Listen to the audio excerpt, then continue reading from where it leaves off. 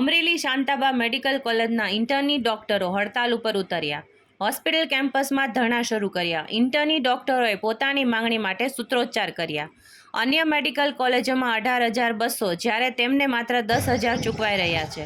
ઇન્ટર્ની ડોક્ટરોના પગાર, હોસ્ટેલ અને જમવાનો ખર્ચમાં જ ચાલ્યો જાય છે. તેમજ તેમની પાસે 12 કલાક સુધી કામ પણ લેવામાં આવતું હોવાનો મેનેજમેન્ટ સામે આક્ષેપ કરવામાં આવ્યો છે.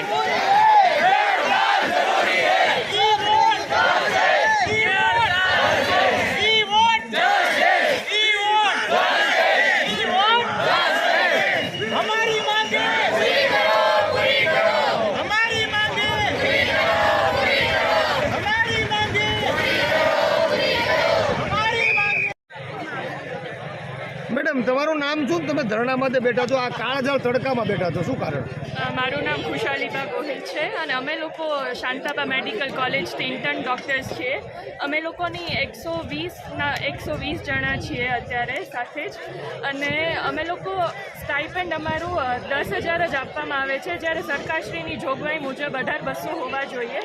એ રીતે અમને પૂરું પાડવામાં આવતું નથી અને આટલું સ્ટાઇપેન્ડ હોવા છતાં હોસ્ટેલનું કે કોઈ પણ વસ્તુ અકોમોડેશન આપવામાં આવતું નથી. એટલે હોસ્ટેલના અને મેસના અને બધા ફીઝ અમે જ લોકો પે કરીએ છીએ અને એના પ્રમાણે સ્ટાઇપેન્ડ ઇનફ નથી. એટલા માટે સરકારશ્રીની જોગવાઈ મુજબ અમારે 18,200 જોઈએ. એ રીતે એ જોગવાઈ છે અમારી, એના માટે અમે ધરણા ઉપર બેઠા છે. અને માનો કે નહીં માને મેનેજમેન્ટ તો શું કરશે? જ્યાં સુધી ના માને મેનેજમેન્ટ અમારી લાગણી ના સમજે ત્યાં સુધી અમે વિરોધ પ્રદર્શન કરશું અને આશા છે કે મેનેજમેન્ટ અમારી લાગણી સમજશે. અને તમે અત્યારે જે આ સિવિલ હોસ્પિટલમાં ધરણા ચાલુ કર્યા છે, શું તમારી માંગ છે અને શું તમને પહેલા ફી આપવામાં આવે, અત્યારે શું તમારી માંગ છે? મારું નામ નેવિલ આડેસરા છે. અમે અહીંયા બધા ઇન્ટર્ન ડૉક્ટર્સ છીએ શાંતાબા મેડિકલ કોલેજમાં.